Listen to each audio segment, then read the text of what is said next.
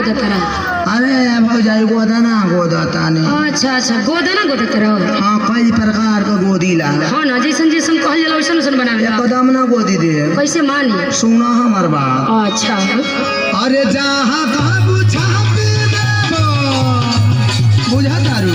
हाँ हाँ हाँ जहाँ बाबू छापी देबो हाथ पर निशाना गोदवाला ना। बड़ा छतिया रे।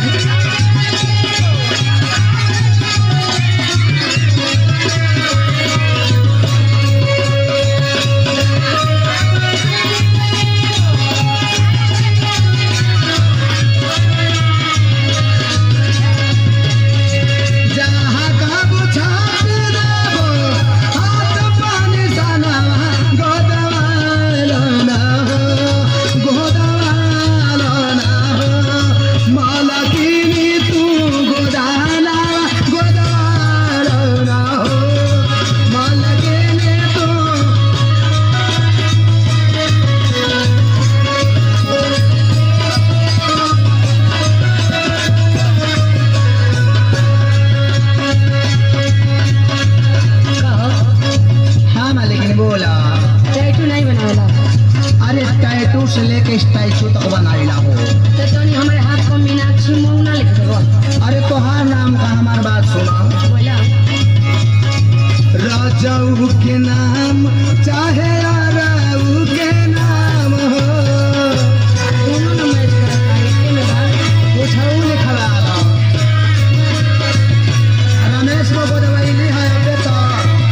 अच्छा गुलशनो बोली खवाइली है। कहीं नहीं को बड़ा सुघर लागी ढेरा ले तनई के दाम हो।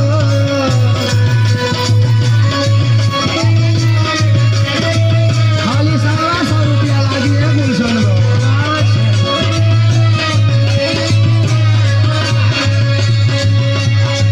राजाऊ के नाम चाहे राऊ के नाम हो।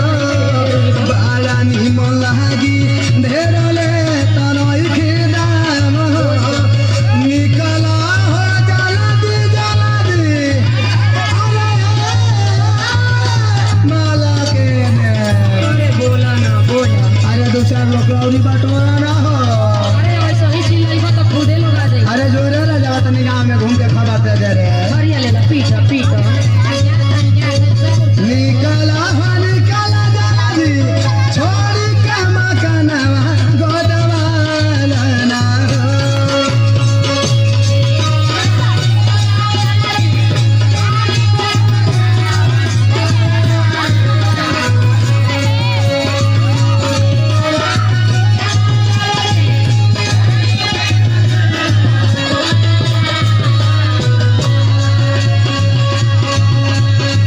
निकला हो निकला जल्दी छोड़ी के मकानवा गोदवाला ना हो।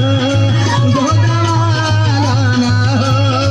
मालकिनी तू गोदाना गोदवाला ना हो। सीधा किसान को ना बोलबो। फूल की गोद दे हो जा कविता ना गोद दे।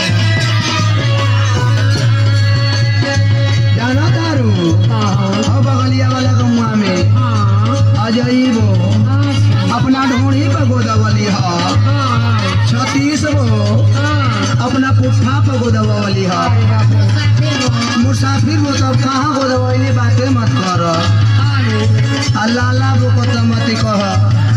वो तो हाथ गोले पर लोला बनवैले बाड़ी। अरे बाप रे बाप। संतोष वो तो भाग गलिया हमार सुइए देख के। अरे बाप रे बाप। आ साधु वो के मत कह। का भइल? उनके ओठ पर जरी एगो तिल ऐसन को दले बा।